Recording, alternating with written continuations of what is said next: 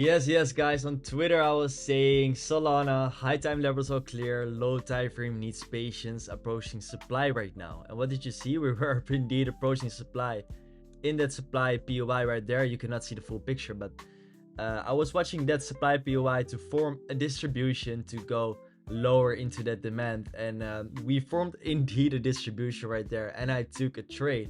So let's get over it. Let's get into it. And let's go on a high time for first. Let's build some context because as I showed you on the Twitter post, is that we came into supply right here. So this was the supply you came into, structure supply, and I had a lot of questions about how to draw a structure because it's literally going like this, guys. It's literally high, low, boom. Make a higher low, lower high, and you go lower. Okay, so this is your structure supply.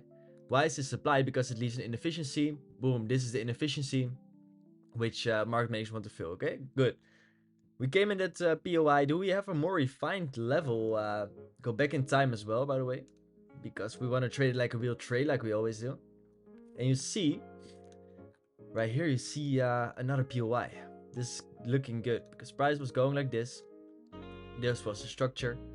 And you made a lower low, lower high, lower low, lower high, lower low, lower high, and then a lower low. So this, you see, this is your most refined supply POI. So I want price to tap into that and to distribute. Let's extend it, and boom, there was your tap 1 going into that POI. Let's see if we have anything else right here, because it's always nice to have a tap 3 POI later on as well. Is that yeah, that's not really a bullish candle, but I will still use it because as you can see, this was a good high with boom, boom, boom. Okay, boom, boom, boom. So this POI is something you can use as well, but not that significant, to be honest, because that was not even a really bullish candle. So this is what price is doing right now. You have demand below you, and you were coming into your supply POI. And when is the range beginning here? Because of course we are trading ranges, and price action is going like this. Okay, your structure is doing this. So you would maybe say you have to draw your range from high to low right here, because you're in the uptrend. You draw your range from high to low, but is this your range starting point? That is not the case, because in a higher time frame, you see this becomes nothing. This becomes nothing. This becomes no structure, not anything. So what is the structure saying right now when you go on a higher time frame? Is the structure going like this, going lower, making higher lows, and right there you make a higher low again and a higher high. So this is your structure. So your range begins right here from high to low, and that is going to be your range. Okay, good. Because in Wyckoff terms, that's your PS or PSI. Like this is your PS. You have to search up the Wyckoff website itself. It's good to know. Okay, we are in this range from high to low, and you're of course watching for a deviation on the upside or downside to a trade. But context wise, we know now that we are looking for a distribution schematic. Okay, so you want a deviation on the upside. The range low, the range is now looking like this. It made a higher low, and right there it touched the EQ, confirming the range. And right there you had a deviation. So this is gonna be your tap 2. Okay, so you have your tap 1 and your tap 2 right now. Now you're watching for a tap 3 to trade the Wyckoff trade. This is gonna be a tap 3 POI for our model 1. But of course you don't need that, because you just need to deviate your tap 2 for a model 1, okay? Do we have a good Bojan high, good bars pattern high here at your tap 2? Yeah, we do. Because price was going up, and going boom down. Okay, so that's a good high. So you would kind of expect a model 2 right here. And of course a model 2 doesn't deviate your tap 2. So let's watch for a model 2 POI, if there's any clean POI. And there isn't really a very clean POI in a higher time frame. So let's look if we got a POI in a lower time frame. And it was a bit hard for this schematic to find a POI for your tap 2, because as you can see, you only got this. You only got structure looking like this. Boom, boom, boom, chuck, chuck, chuck. So this is gonna be your supply POI. And there you're gonna wait for a breaker structure. I also see this on the 3-minute. So this is gonna be your extreme supply, even better looking. Would I trade it already from that lower supply POI? No. And as you guys, if you guys watch my videos often, you know I always like to deviate my first step. Okay, deviate my first step with my TEP 3. So these supply POIs are a bit low for me. I would like my TEP 3 to be higher, but you see really nice time displacement between TEP 2 and your potential TEP 3, because nothing is confirmed yet. You're not trading anything yet. You're just watching price. And what do you see here? You see here a very interesting range creation. Okay, so this is your range creation from high to low, because structure is going like this. That is making a higher low, higher highs, and this is going to be your range because price went sideways. So maybe we can have a Wyckoff instead of Wyckoff, which would be very nice to actually trade, because then it doesn't matter that the TEP 3 is not that high. But you saw price going higher and this range being invalidated. And what did happen here? What is going to be your extreme liquidity?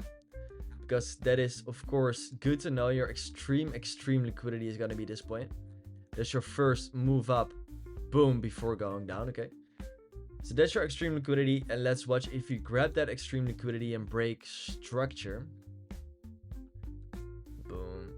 Looking like this, and we are not grabbing it yet. And there we went higher, but hey, what happened there?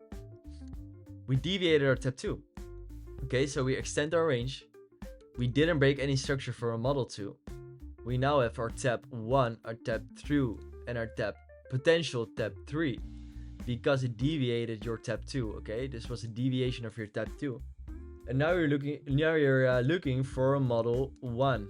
Okay, so now you're waiting, literally only waiting for price to break structure. And when I go on a lower time frame, you can see indeed that we went higher and deviated that TEP 2, but there price went lower. And the thing is, structure was looking like this when it goes into your TEP 3. Was looking like this, boom, boom, boom. This is your structure, so you want to look for a structure break. Is this a valid entry when you enter this? Set the video a pause and answer the question yourself. Yes, it's a valid entry. Why? Because it just you need an entry confirmation to enter this Wyckoff Model 1. And your entry confirmation is going to be a break of structure. And is this structure? Yeah, this is structure. Is this a break of the structure? Yeah, this is a break of the structure. So you enter here, your stop goes above the high. And what do you target? You target the range low for a insane 7.2 RR. And my entry was a bit lower, was at 35.9. Right there. This was my entry. This was stop, and you target the range low for a 6.3 RR. You see the big difference in RR already. And what do I like a lot about this range is that you have all those lows stacking up. So the return to zone is from another world. Like, it's insane. You have all these lows not taking each other out. Okay, amazing to see. While of course all the confluences, I'm sure you've seen it on my Twitter, but you had USDT in an accumulation going higher. You had Bitcoin deviating the all-time high. Okay, so it was just it had to go down. So that's that was gonna be my entry. And is this not the safest entry? It's not the safest entry. Like, I saw people also shorting it like this, but the thing was, your RR is gonna be a 2.5, and that's not the best RR. So if you were a bit too late, you want to be more careful. And this is not everyone is gonna say this. So if you stuck to this video for now, if you're still watching, you're gonna watch on a 2 hour. And what do you see? Okay, what do you see? You see that I had an ugly drawing there, but you see that you're almost forming a good bars pattern high. Okay, What is a good bar pattern high? Price going like that. Okay. Price going like that. One higher. And then, goddamn. And then you're watching for, of course, a candle like this. Because then you have your 1, you have your 2, and you have your 3. So if you watch my videos often, you know I look for this high. Okay, I look for this high. It's gonna be a model 1. Boom. With your model 1 right here. Okay, and I'm looking for this high, which is gonna be a model 2. Okay. And which high did we see on this Solana trade? Which high did we see? You want to see that continuation, by the way. Because right now, what are you seeing? You're kind of seeing the beginning at your tab 2 of a high like this. You only see those 2 candles. You see the candle 1 and candle 2. And it doesn't really matter which time frame. The higher time frame, the better. And when I play it, you can indeed see we had a candle right there, which was looking like this. So you had your first candle going up, your second candle going higher, and your third candle grabbing the liquidity, and boom, it has followed through. So when can you enter on this Bojan trade? You could have entered when being a little more conservative and not entering on a 1 minute break like I do. On this candle close, because now you have a confirmed bars pattern high. Sub goes above the high, targeting the range low for a 4.3 RR. Okay, so there are multiple ways to enter a trade like this, and I wouldn't have waited for the 30 or 15 minute break of structure right there. I wouldn't have waited for it, but I would just waited for the 2 hour to close and then enter if I was not already short from that point. Okay, good. Let's break price and let's see where we are now, because we were mitigating some supply. We were right here. We left this 10 minute supply, and that's where price came back from. So don't worry when you see price accumulating right here. You have your plan, you sticking to your plan, and you indeed saw the backtest of that supply and price going lower. And there you saw price taking all the liquidity from this point.